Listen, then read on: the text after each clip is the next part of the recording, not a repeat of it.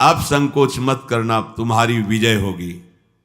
ये देखो भगवत भक्तों का हृदय कैसा होता है। जिसके पक्ष में भगवान है, मैं कहता हूं तुम्हारी विजय होगी। पर मेरे पर विजय प्राप्त करने के लिए तुम्हें पुरुषार्थ दिखाना होगा। ऐसे नहीं कि मैंने धनुष रख दिया तुम्हारी विजय हो जाएगी। अर्जुन ने कहा, वीर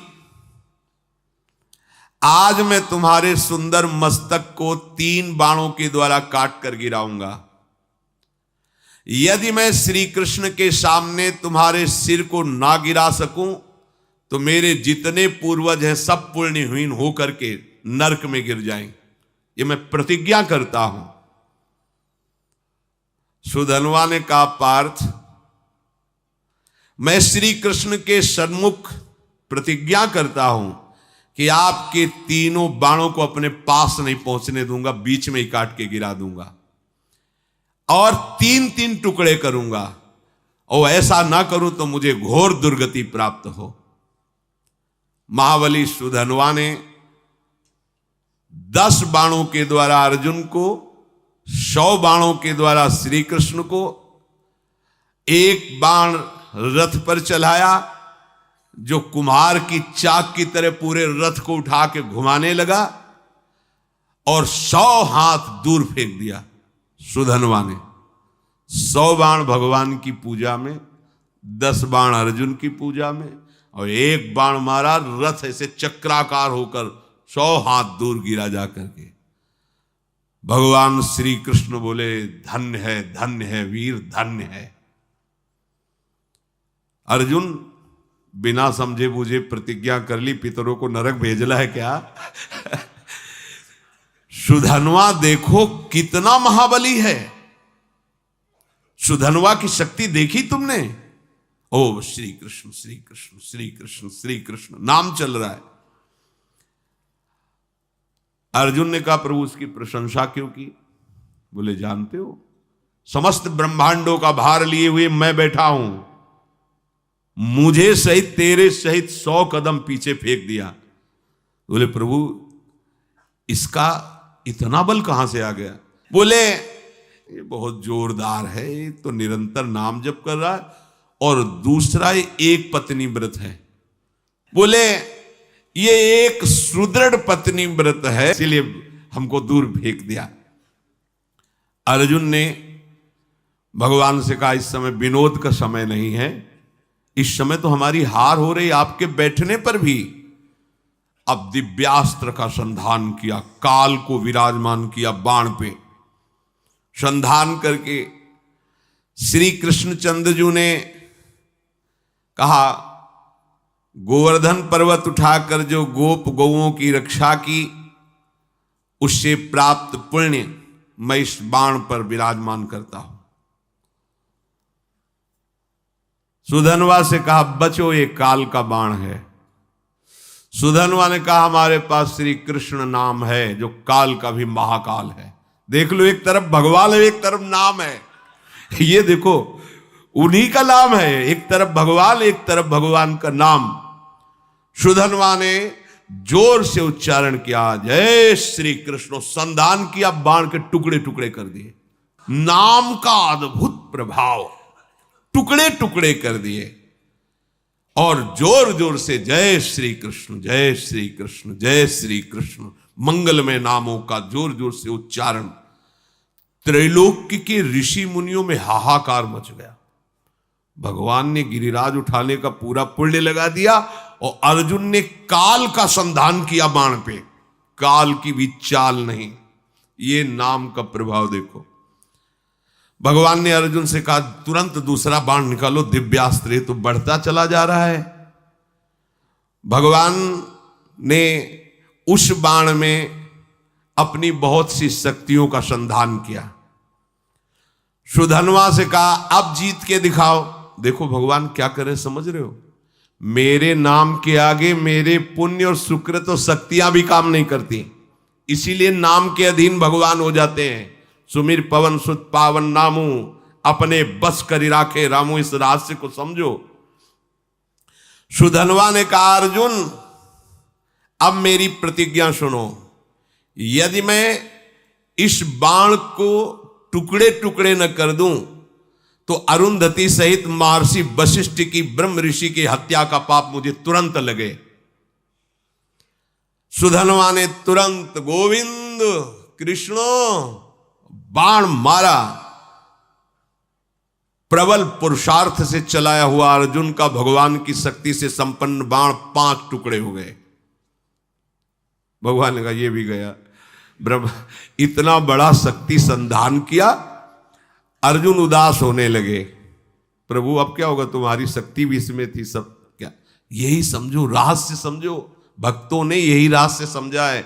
भगवान की भी रक्षा भगवान के नामों से यशोदा मैया और सब गोपियों ने की। बाल गोविंद की लीला में पढ़ के, अरे नाम इतना बड़ा है कि कहां लगी नाम बड़ाई, राम न सकई नाम गुण गाई। तभी तो संत जन छाती चौड़ी करके घूमते हैं, राधा राधा राधा। हमारे पास राधा नाम, हमारे पास कृष्ण नाम, गोविंद नाम है, मतलब प्रभु हमारे अधीन है। भगवान देखा कि अर्जुन निरुत्साहित हो रहे हैं, तो 5 जन शंख को लिया और 5 शंख का नाद जो है ना, वो उत्साह वर्धन करने वाला होता है। 5 जन शंख बजाया और अर्जुन से कहा अब बाण संधान करो।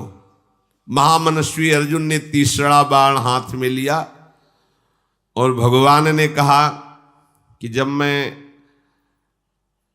राम अवतार में राम जी बना था तो एक पत्नी व्रत रहा हूं, उसमें तो राम जी बहुत मर्यादा पुरुषोत्तम अवतार भगवान का, ये प्रेमावतार है, वो मर्यादा पुरुषोत्तम यही प्रभु है। मैं उस सुकृत को इस बाण पर विराजमान करता हूं। फिर ब्रह्मा जी को आदेश किया पिछले भाग पर विराजमान हो, और काल को दोबारा आदेश किया अग्रभाग पर प्रतिष्ठित हो।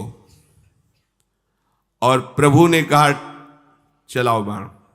ब्रह्मा जी, काल जी और वो पुण्य सुकृत रामावतार का एक।